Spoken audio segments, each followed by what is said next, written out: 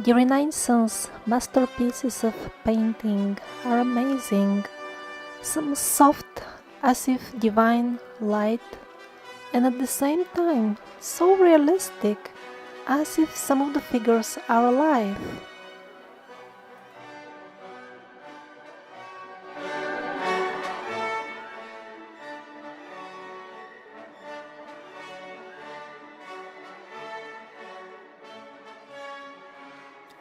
But how were they made exactly? What kind of techniques were used? What kind of materials?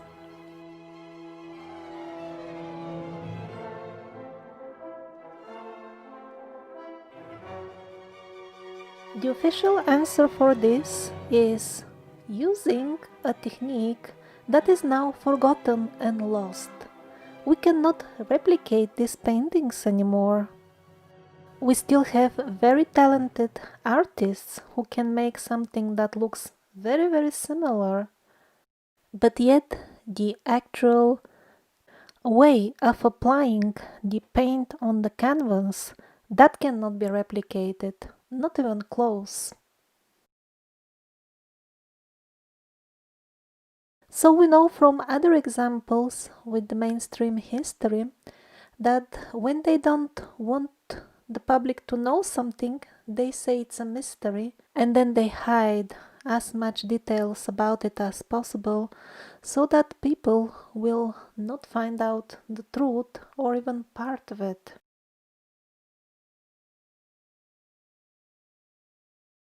So let's see what the art historians know and how much are they telling to the public.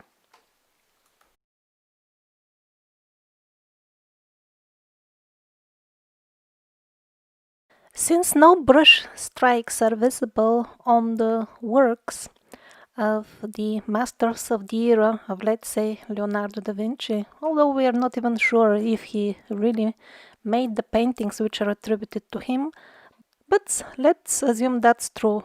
We'll use him as a symbol of the era. So the art historians of the recent centuries, of course, they were wondering how did he paint exactly if we can't see any traces of brush being used. But they had to live with this mystery for them because, of course, there is no way to tear even a minute piece from any of Leonardo's paintings for the purpose of testing. And finally, some technology emerged which allows to measure the layers of paint, varnish, and so on without damaging the masterpieces. It turned out that the paint was applied in numerous layers, let's say some 20 of them, and each of them had a thickness which reached down to 2 to 5 microns. Now that's not just thin, that is very thin. Such a layer would be 50 times thinner than a hair, a human hair. And here, as usual with all the mainstream history, and apparently as we are gonna see now with the history of art, start the discrepancies. The stories that they're telling us don't match with each other. These are the kind of pigments they used, at least according to what the art historians are telling us. This is in Rembrandt's house in Amsterdam. We are led to believe that Leonardo used exactly these very same standard pigments, ground by hand, of course, at least according to the mainstream story. But How could they have been ground by hand if the finest powder that the human eye can discriminate is 70 microns big? There's a vast gap between 2 and 70, and that's the size of just one particle. As you know, artist paints are a very sticky substance. They do form some sort of volume, because even these practically invisible particles stick to each other. They don't just spread out over each other evenly and orderly, one particle neatly stacked next to the other, if you apply them with a brush on a canvas. So, in other words, even if you magically obtain such a fine powder, as fine as each and every ground particle being the size of 2 microns, still you don't have a method of application which will guarantee you that the result layer will be only 2 microns thick. For example, in modern times, artists no longer labor at home grinding different minerals and other substances. They buy them from the shop. They are manufactured with highly specialized equipment, of course. They are extremely fine, and how fine? It depends on the color, of course. The size of the pigment particles in modern paints varies from 15 to 55 microns, which of course does not guarantee you that you can make even a layer which is 15 or 55 microns thick, because the art brushes that modern artists use are not magical devices that can order the particles to stand still like soldiers next to each other and not to overlap.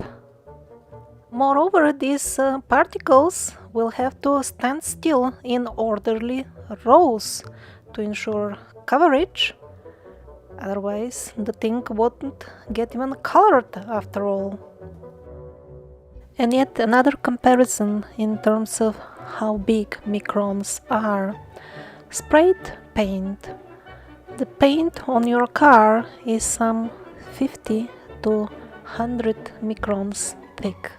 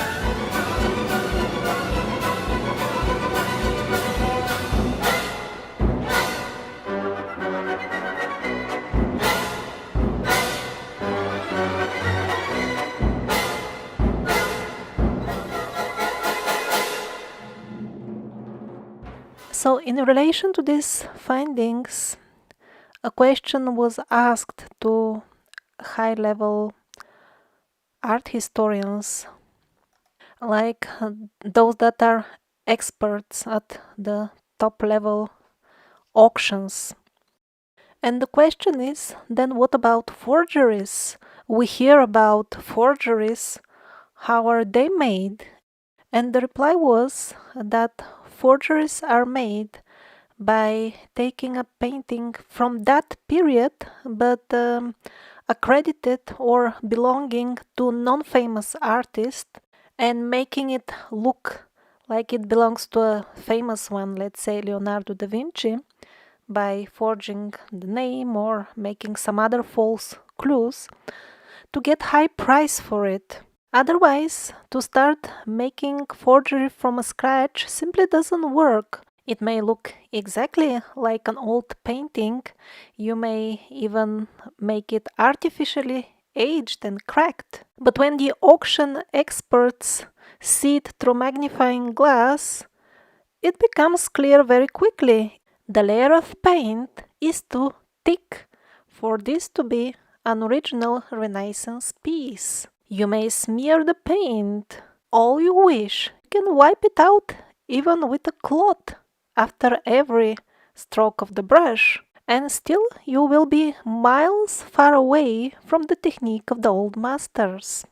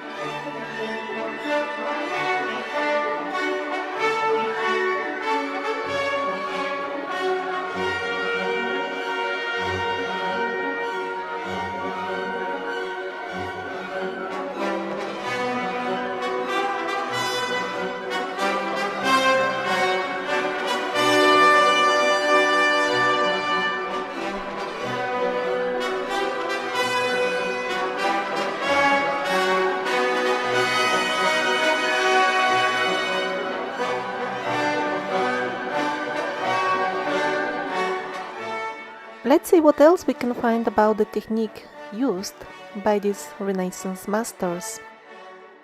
The Sfumato technique, it seems, that much is accepted to be known by art historians. So what we have here, colors or tones are blended in such a subtle manner that they melt into one another without visible transitions, lines or edges. I mean, to paint using brush and not to have any lines or edges, okay, if we stretch our imagination, then we could think of some sort of smearing and blending, but then it says there are no visible transitions as well. That's complex.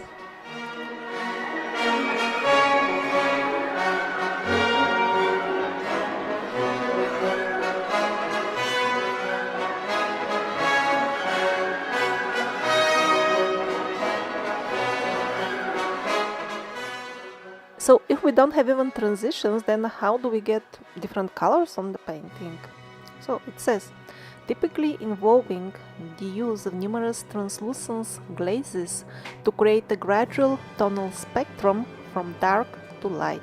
That seems to correspond to the observations by the latest scans which measure the thickness of the layers, because indeed up to 20 layers of various colors were used, like smoky layers. Nobody understands where do they start and end.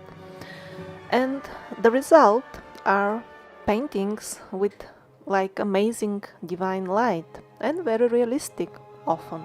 And the thickness of these individual layers of translucent glaze that they are talking about, they could be down to 2 microns thick, and it would be like 20 of them stacked on the top of one another. Actually, this full situation of numerous layers which without transitions and very thin does resemble something from our modern world, namely the printing techniques we use. So this Sfumato seems to resemble printing much more than painting, or at least the painting we do and understand nowadays. Because in printing we have this same principle, 3 layers of the 3 basic colors precisely positioned on the top of each other, and that's how we get the colorful prints nowadays.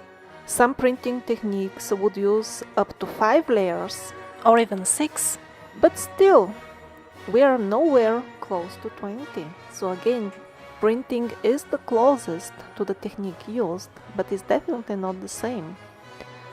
And it's not just the number of layers. Let's look into the printing ink that we have, the most modern technology. Now, that is significantly finer than the paint used by modern artists.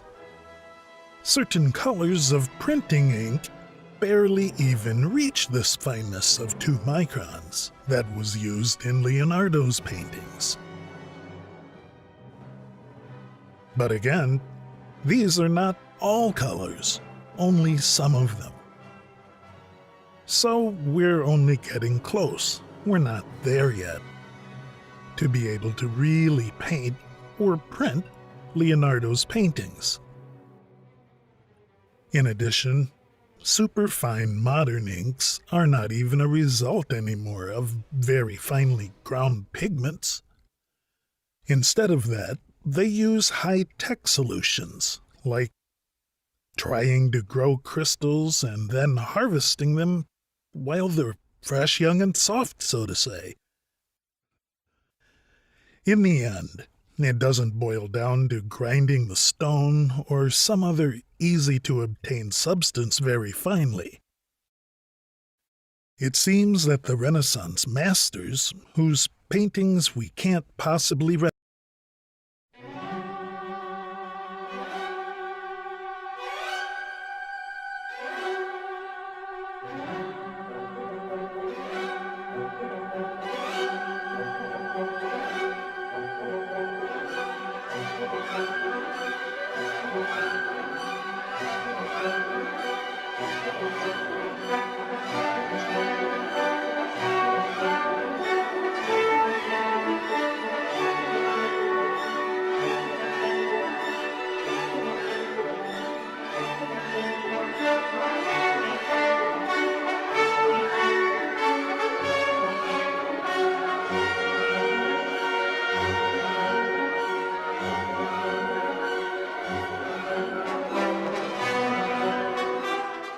The Renaissance masterpieces of painting are amazing, some soft as if divine light, and at the same time so realistic as if some of the figures are alive.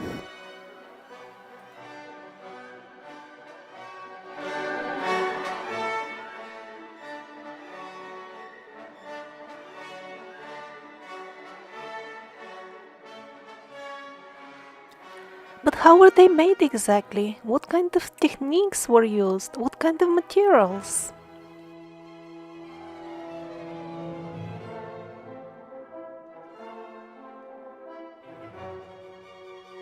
The official answer for this is using a technique that is now forgotten and lost.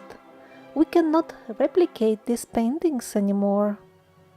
We still have very talented artists who can make something that looks very similar, but yet the actual way of applying the paint on the canvas, that cannot be replicated, not even close.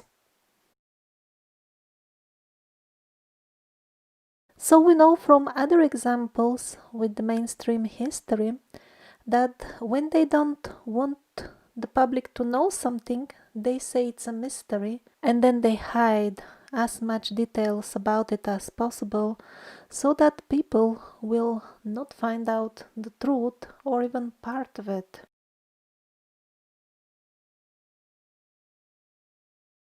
So let's see what the art historians know and how much are they telling to the public.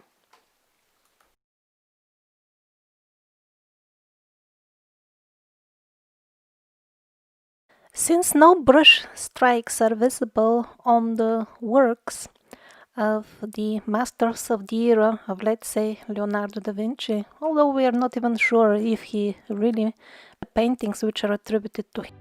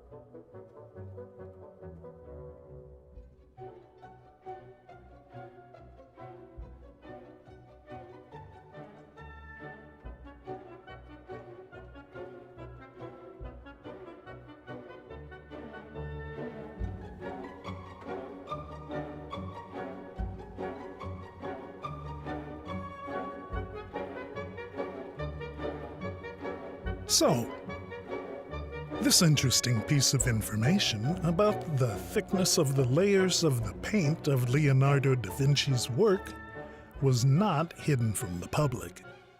It can be found in a large number of scientific publications. And, as expected, people simply didn't understand what it meant. Their attention was further diverted by milder stuff, you might say, about the paintings, which doesn't really contradict the official paradigm about the history that they have already successfully implemented. In this society, most people believe that in the Middle Ages, people were more backwards than us. So, about this milder stuff, it's all right. They even made major TV channel documentaries and broadcast them. And the best example is David Hockney, who even published the book, Secret Knowledge.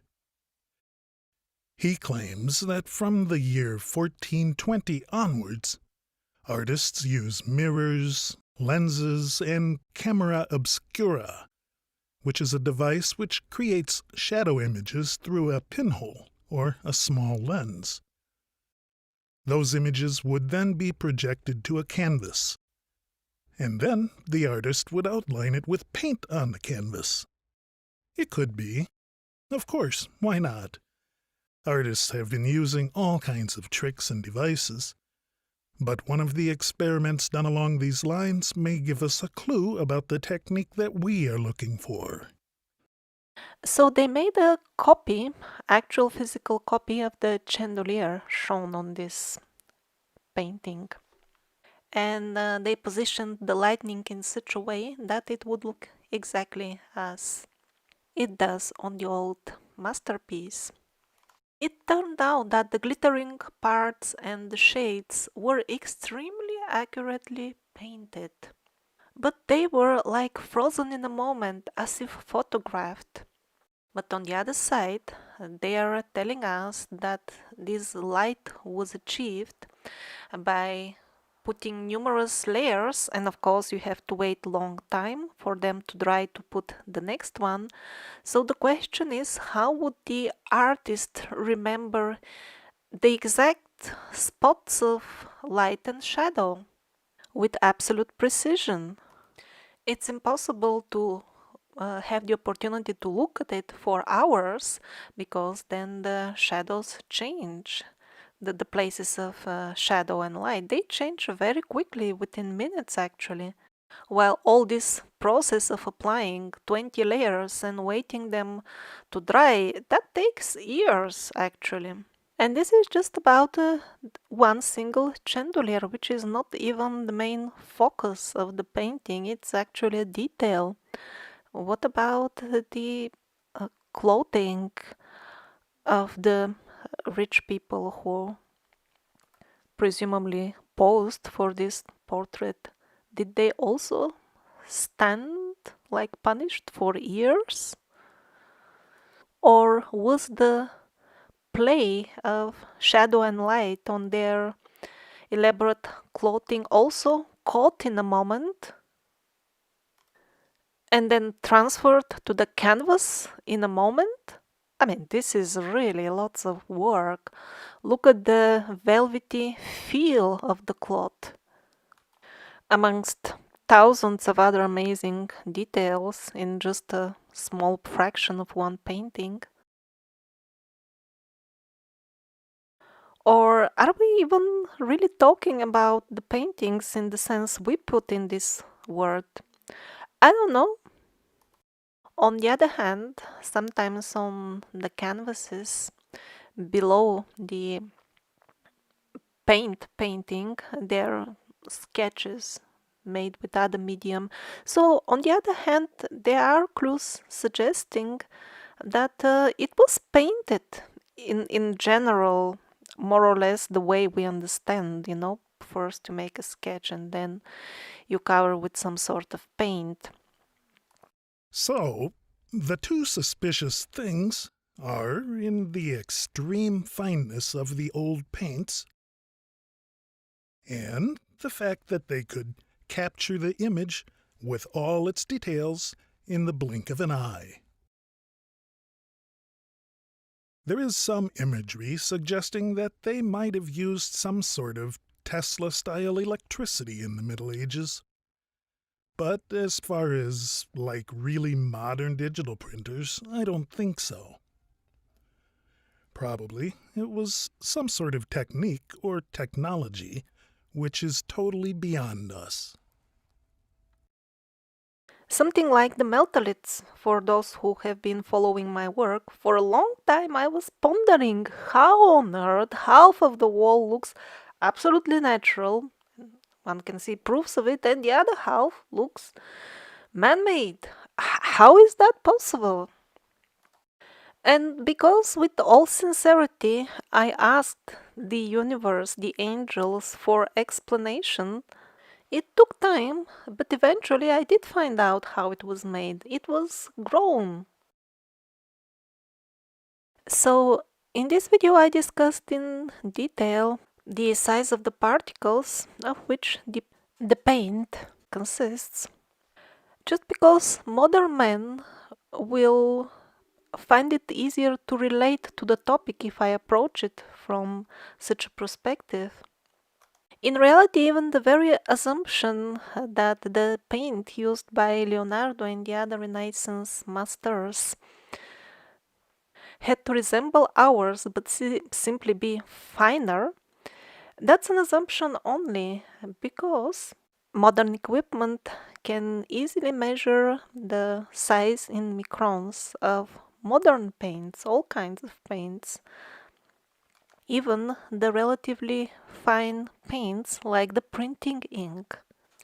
Also, modern machines were able to measure the thickness of the individual layers of which Leonardo's paintings consist, but when they attempted to measure the size of the particles of the paint which he used, the result was that we don't even have an equipment that can measure them at all.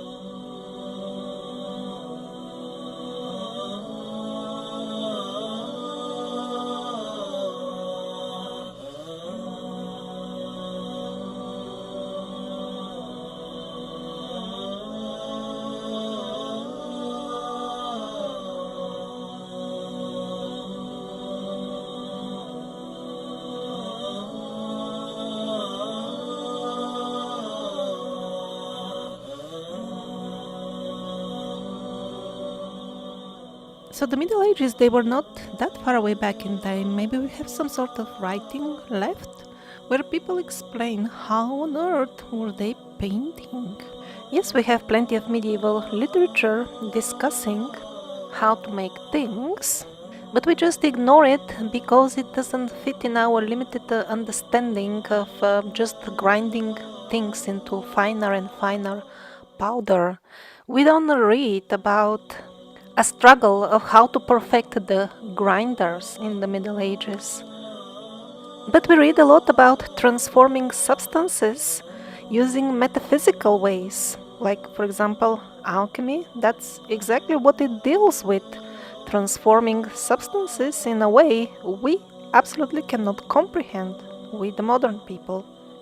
And because having limited paradigm goes hand in hand with being arrogant, we are also sure that since we can't comprehend it, they could not have comprehended it as well, the people of Middle Ages.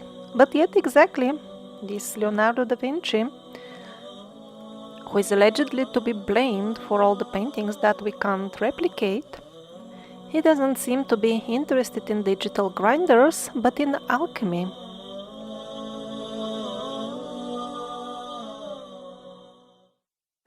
Or maybe something else that we find in the old books can also give us some clue to understand the overall situation.